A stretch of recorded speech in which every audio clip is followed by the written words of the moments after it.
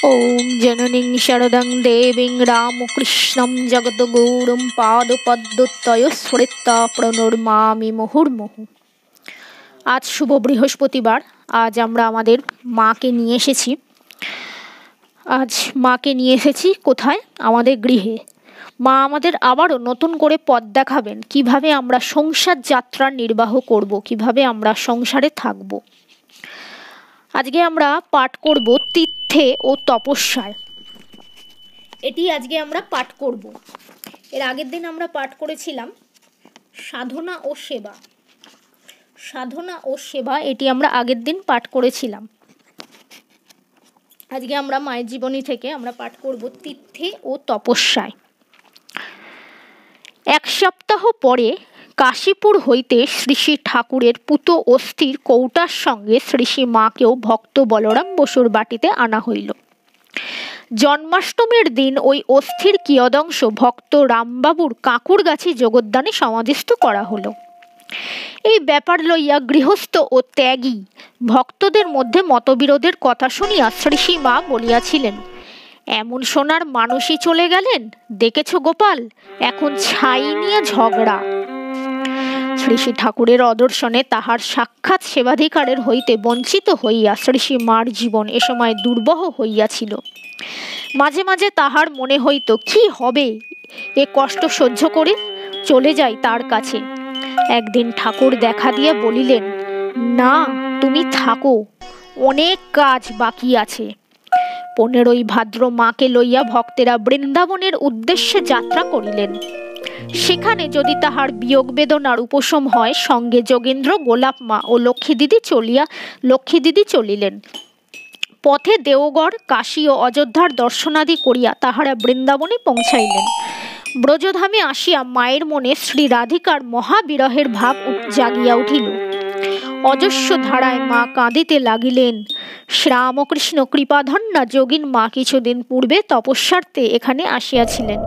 তিনিও মায়ের গলা জড়াইয়া ধরিয়া কান্নায় যোগ দিলেন। শ্রীরামকৃষ্ণ আর থাকিতে পারিলেন না, দেখা দিয়া বলিলেন, এত কান্না কেন? তারপর হইতে ঘন ঘন দর্শন লাভ করিয়া মায়ের মন আনন্দে ভরিয়া উঠিল। বালিকার মতো স্বতঃস্ফূর্ত আনন্দে তিনি মন্দিরে মন্দিরে দেবতা দর্শন করিয়া বেড়াইতে লাগিলেন এবং পায়ে বাতের ব্যথা লইয়াও শ্রীকৃষ্ণের লীলাভূমি পরিক্রমা করিলেন। একদিন রজনীতে বংশীধ্বনি শ্রবণে রাধারানীর ভাব আকুল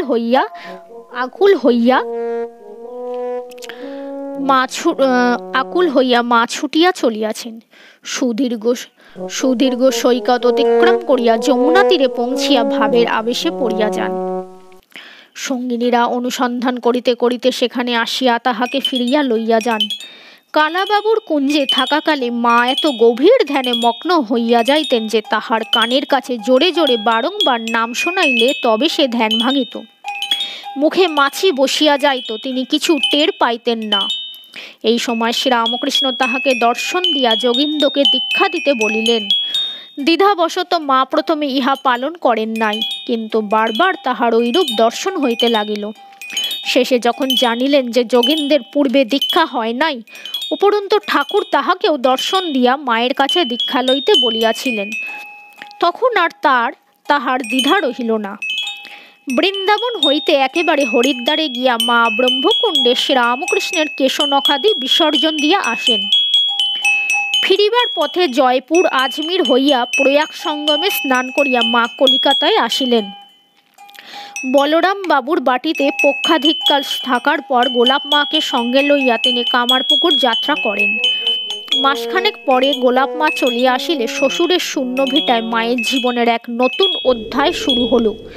শ্রীরামকৃষ্ণ এক সময় তাহাকে বলিয়াছিলেন, কামারপুকুরের ভিটাটি একেবারে ছেড়ো না, সেখানে থাকবে, শাক বুনবে, শাক ভাত খাবে আর ভগবানের নাম করবে। সত্যই এ সময় তাহাকে ওইভাবেই জীবনযাপন করিতে হইয়াছিল। কতদিন লবণের অভাবে শুধু ভাতই খাইয়াছেন। এত কষ্টের মধ্যেও তিনি কাহাকেও নিজের অবস্থার কথা জানান নাই। একমাত্র ঈশ্বরের উপর নির্ভর করিয়া তিনি এই সময় নিঃসঙ্গ জীবনযাপন করিয়াছিলেন। শ্রীরামকৃষ্ণের পুণ্যস্মৃতি তাহার একমাত্র অবলম্বন ছিল। পল্লীবাসীদের সমালোচনায় এই সময় মা আবার অলঙ্কারাদি খুলিতে গিয়াছিলেন। শ্রীরামকৃষ্ণ অমনি দেখা দিয়া বলিলেন, খুলো না, বৈষ্ণবতন্ত্র জানো? শ্রীশ্রী মা না বলায় তিনি বলিলেন, আজ গৌরদাসী আসবে, তার কাছে শুনে নিও। সত্যি সেদিন সন্ন্যাসিনী গৌরী মাতা আসিলেন। মা তাহাকে সব কথা বলিলে আনন্দে বিস্ময়ে তিনি বৈষ্ণবতন্ত্রের কথা প্রসঙ্গে চিন্ময় স্বামীর গল্পটি বলিলেন। এক সতী সাধ্বী স্বামীর জীবৎকালে কাঁচের চুড়ি পরিতেন। পতির দেহত্যাগ হইলে সৎকারাদির পর তিনি কাঁচের চুড়ি ভাঙিয়া ফেলিয়া সোনার বালা পরিলেন। সকলে জিজ্ঞাসা করায় বলিলেন, আমার স্বামীর দেহ এতদিন এই কাঁচের মতো ক্ষণভঙ্গুর ছিল, সেই অনিত্য ক্ষণভঙ্গুর দেহ চলে গিয়াছে, এখন তিনি নিত্য অখণ্ড স্বরূপ, তাই আমি কাঁচের চুড়ি ছেড়ে সোনার গহনা পরেছি। এই সব শুনিয়া ও গৌরী মাকে কাছে পাইয়া মায়ের মনে সাহস ও বিশ্বাস বাড়িয়া গেল। বিরহ ব্যথা অসহ্য হইয়া উঠিলে শ্রীরামকৃষ্ণ দর্শন দিয়া তাহার সকল দুঃখ দূর করিতেন। বাহিরের শূন্যতা সত্ত্বেও ভিতরের মাধুর্যে তাহার হৃদয় দিনে দিনে পূর্ণ হইয়া উঠিয়াছিল। জননী শ্যামাসুন্দরী কন্যাকে জয়রামবাটি লইয়া গিয়া কাছে রাখিতে চাহিলেন, কিন্তু মা কয়েকদিন মাত্র থাকিয়া চলিয়া আসেন।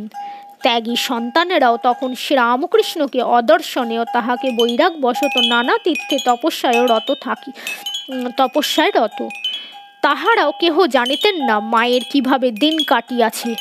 গৃহস্থ ভক্তেরা তাহাকে শ্রীরামকৃষ্ণের সহধর্মিণী বলিয়া ভক্তি করিলেও তাহার সেবা ভার গ্রহণ করিবার কথা কাহারও মনে উদিত হয় নাই। তাহাদের অনেকে তখনও তাহাকে মা বলিয়া চিনেন নাই।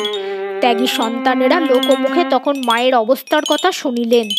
তখনই তাহারা তাহাকে কলিকাতায় বা উহার কাছাকাছি কোথাও আনিয়া রাখিবার জন্য তৎপর হইলেন। যোগীন বা যোগানন্দ স্বামী প্রধান উদ্যোগী হইয়া মায়ের সেবায় আত্মনিয়োগ করেন।